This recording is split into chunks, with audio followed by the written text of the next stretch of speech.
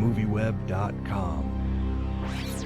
So I want to begin by asking you, Danny, I've heard Robert talk about the sort of the origins of the character, and that in some ways he was actually inspired by the John Woo, Chow Yun-fat films, like The Killer and Hard Boiled, and that he wanted to really sort of take the Asian influence that he saw in those films and apply the sort of Latin influence to that. Could you talk a little bit about that origin and that inspiration?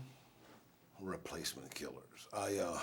I did that with Chow Yun-fat, and Robert and I talked about Machete when we were doing Desperado, you know, and that was like 15 years ago.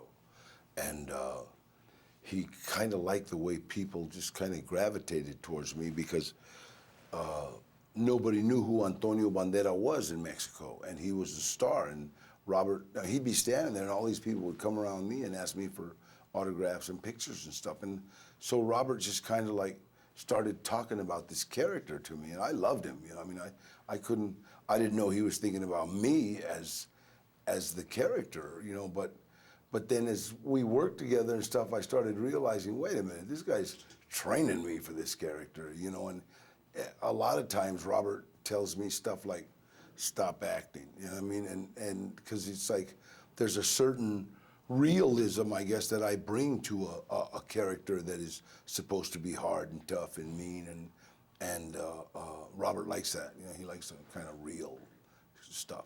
Do you feel like the character was sort of born in some of those earlier films, even before Grindhouse and all that? I mean, do you feel like you were sort of playing Machete in a sense in Desperado? And Absolutely, that's one of the reasons why Robert always like has me named after knives. Machete, cuchillo, you know, Razor Charlie, navajas, you know. So, but Machete just grew out of all of those, you know. Yeah, and when I mentioned John Woo and Chow Yun-fat's relationship, and you could also say De Niro, Martin Scorsese. Yeah. In a lot of ways, you and Robert sort of have that sort of muse-director relationship. Could you talk about that? When I walked into Robert's office to cast for Desperado, the first thing he said, you remind me of the bad guys in my high school. And I remember telling him, I am the bad guys in high school. And we just hit it off, you know, I mean, bang, bang. It was like, I love the way he directs. I mean, I love the way he doesn't yell, and, you know, you got people.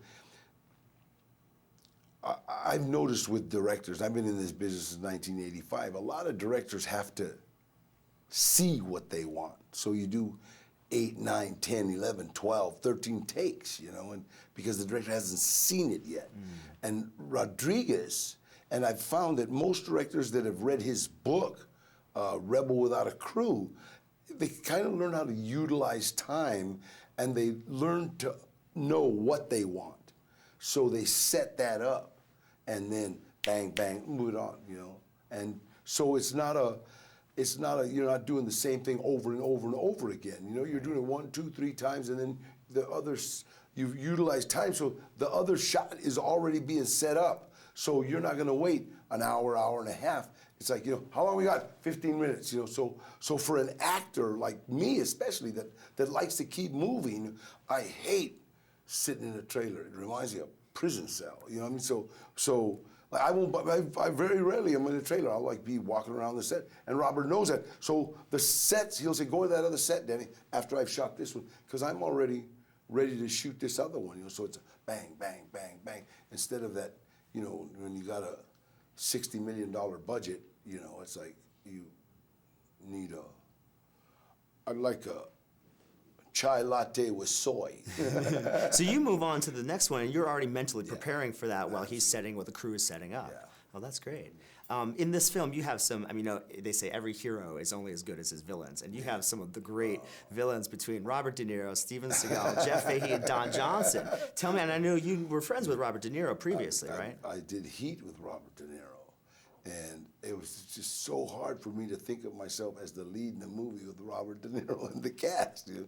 In fact, when I first ran into him on the set his first day, he says, you, hey, I knew it, you, #1 on the call sheet. I looked at him right in the eyes and said, can I get you some coffee, Mr. De Niro? Because he's the man, you know what I mean? And then Steven Seagal, same thing. You know, I did Mark for Death with Steven Seagal. Don Johnson, I worked with him on a TV series that he had up in San Francisco. Cheech Marin, I've worked with him over and over.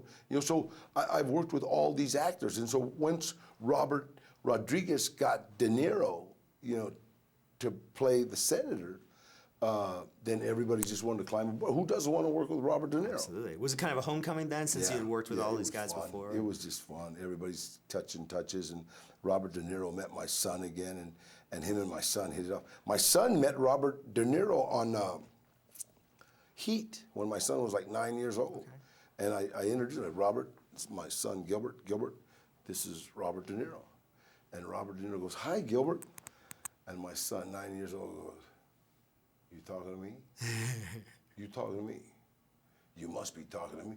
And it's like Robert just loved him. I mean, he's imitating, you know, I said, Gilbert, you didn't see that movie Taxi? And my son said, the Comedy Channel, you know, watching the Comedy Channel, you see everybody that imitates Robert. So they hit it off really, really good. What was it like? You had this great, with Machete has, with his Machete, and then Steven Seagal's sword fight. So tell me about it, because he is the master of the sword fight. Well, thank God he was there, because he choreographed the fight scene with the swords, you know. It was funny, because at first Props brought us oak swords to work with. Okay. And Steven kind of thought, well, you know, this won't work because this will split.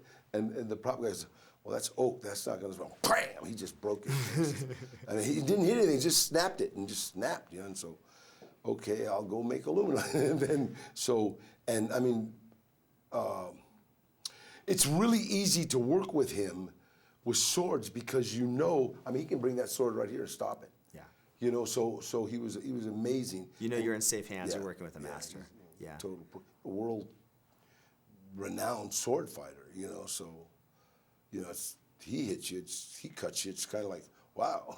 Yeah, exactly. Well, and what's happening with the? Is there going to be an uncut director's cut of Machete at some point? I know we're talking about the DVD. Well, there's Blu-ray. a lot of stuff on DVD and Blu-ray right now that I know that people haven't seen, and I think they're going to really enjoy it. You know, and then Robert, I don't know if he's going to make the uncut version of Machete. I hope he does. But I asked him about when's he going to write Machete Kills, and he said it's wrote. You know, so. So Machete Kills is going to happen, and then Machete Kills Again would be. Yeah, and then after that, Machete in Outer Space. Well, now, what do you think about Machete in Outer Space? Tell me about that. Fun. Machete fights the Muppets or something. And finally, I just wanted to ask you. You know, it seems like I've heard you actually describe the character as sort of the Latin superhero, and it seems like other than maybe Zorro, there haven't really been a lot. Do you think that this character is someone that could really, you know, stay around for generations and be sort of a hero? I think he's an action hero. I don't think he's a superhero. All your superheroes, you know, wear tights. You know, Machete don't wear tights. You know? And so I think what Robert did was he just kind of got Hollywood and said, wait a minute, you guys are wrong. You know, everybody doesn't look like this. Let's get this guy that looks like the mechanic or the plumber or the guy down the street. You know, let's make him an action hero. I think that's what he did with me. And it clearly has worked. People, you know, all over like the it. world. Yeah. Machete don't text. Machete don't text. Thanks so much.